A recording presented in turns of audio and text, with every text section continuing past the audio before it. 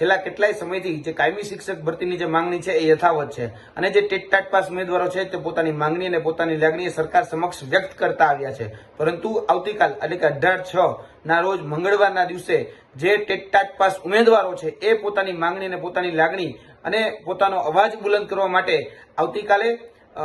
સવારે 11 વાગે જે ગાંધીનગરનું જે સેક્ટર 21 જે જીવરાજ મહેતા ભવન છે ત્યાં બધા જ ઉમેદવારો ભેગા થવાના છે અને પોતાનો અવાજ જે છે એ બુલંદ કરવાના છે। કેમ કે આપણે જાણીએ છીએ કે કાયમી જે શિક્ષકોની જે જગ્યા છે છેલ્લા ઘણા સમયથી લગભગ 40,000 જેવી જગ્યાઓ જે છે ખાલી છે અને જ્ઞાન સહાયક નામનું ગતકડું લાવી અને વૈકલ્પિક વ્યવસ્થાના નામે એક કાયમી વ્યવસ્થા કરવાની ક્યાંક ને ક્યાંક સરકારની જે મેલી મુરાદ છે એ પણ આપણે જાણીએ છીએ અને છેલ્લા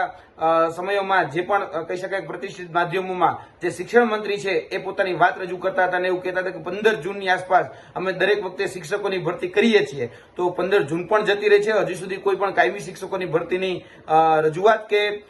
કહી શકાય કે ઓફિશિયલ વેબસાઇટ ઉપર કોઈ પણ પ્રકારની જાહેરાત હજી સુધી સુદ્ધા આવી નથી। તો તેને લઈ આવતીકાલે ગાંધીનગરની અંદર બહોળા પ્રમાણમાં જે ટેટ ટાટ પાસ ઉમેદવારો છે પોતાની માંગણી, પોતાની લાગણી, પોતાનો અવાજ એ બુલંદ કરવા માટે ભેગા થઈ રહ્યા છે। તો દરેક ટેટ પાસ ઉમેદવારોને કહેવાનું તે આવતીકાલે બધા જ આજે ગાંધીનગર સેક્ટર 21 જે જીવરાજ મહેતા ભવન છે ત્યાં